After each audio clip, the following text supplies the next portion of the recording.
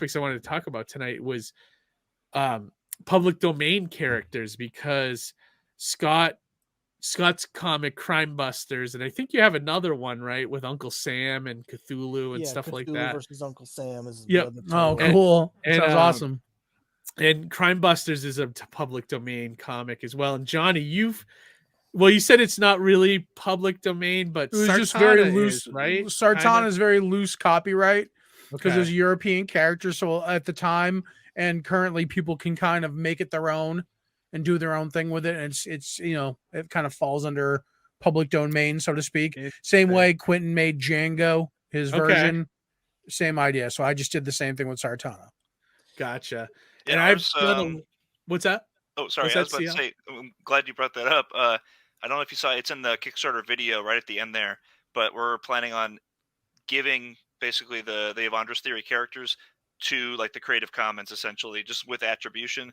So as long as you say, hey, created by, these 3 people, it's our gift giving back to comics. So that's cool. If people want to use the characters, I mean, that's by all cool. means. So you can kind of talk about this with us, so that's great. I've used public domain characters in one of my old stories too. So, what is your thoughts? What are you guys' thoughts about using public domain? Like, what was the reason like you went to it? Well, for me, my series Crime Busters, as you mentioned, it's some of the characters are public domain, and then other ones are unique characters that I've made up.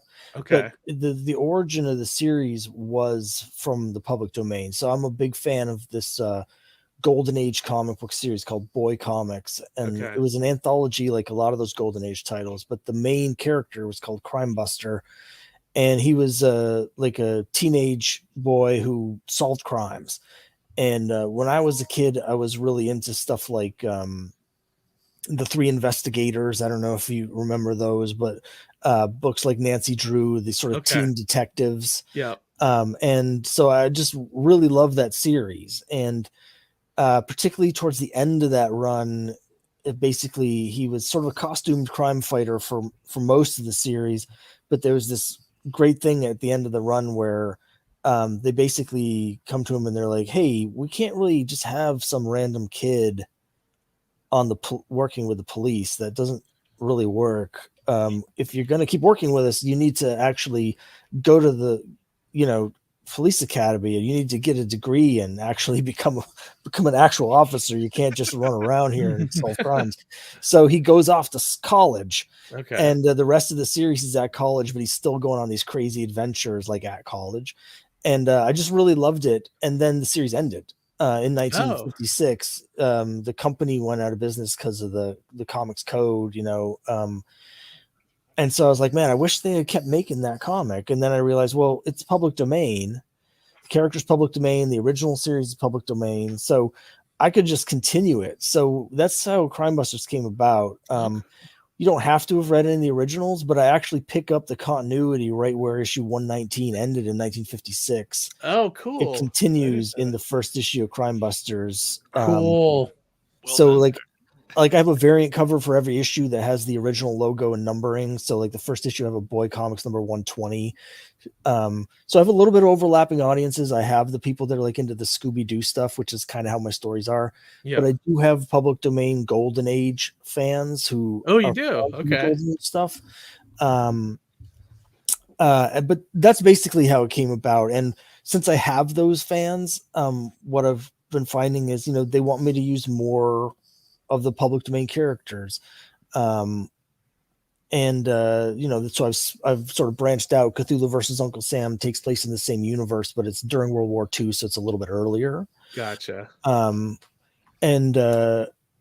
one actually, you might find this interesting, but it was conventions that actually drove me to make that comic. Because really, how so?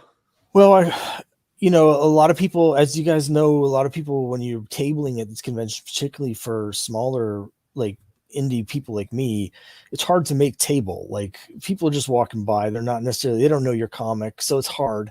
Yeah. So a lot of people make table with their prints.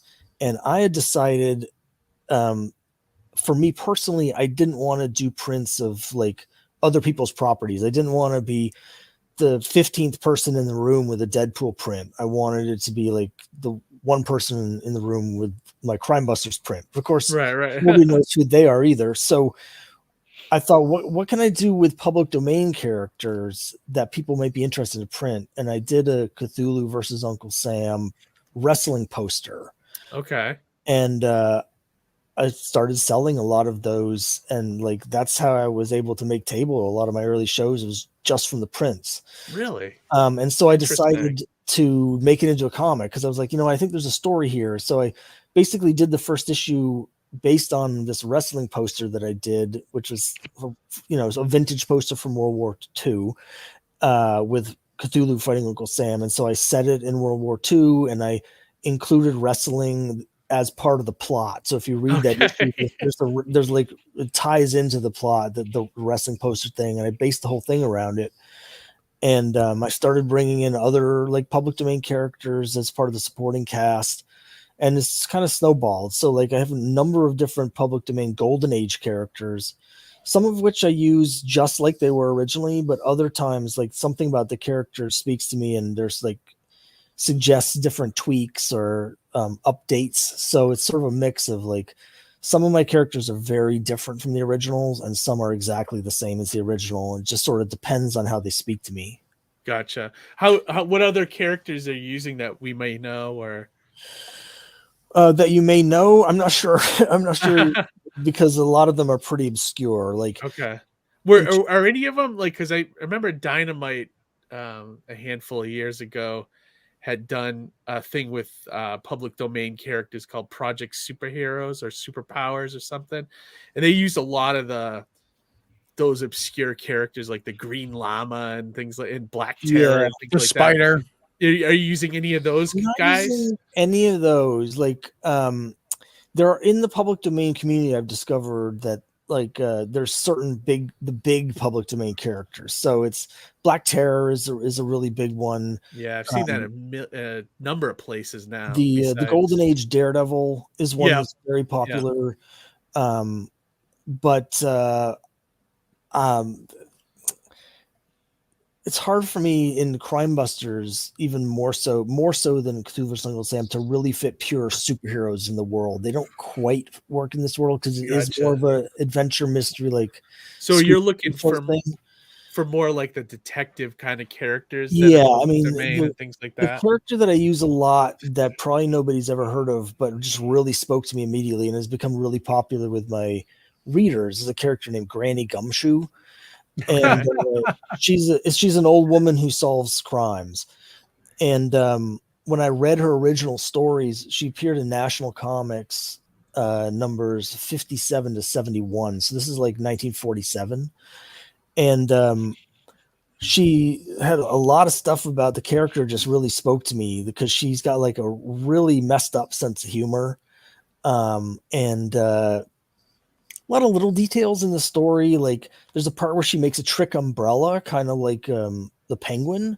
And she mentions that she's done this before. And it was just sort of like, okay, so here's a lady that, it suggested like a steampunk thing to me, because it's a person who is clearly born in like the 1880s.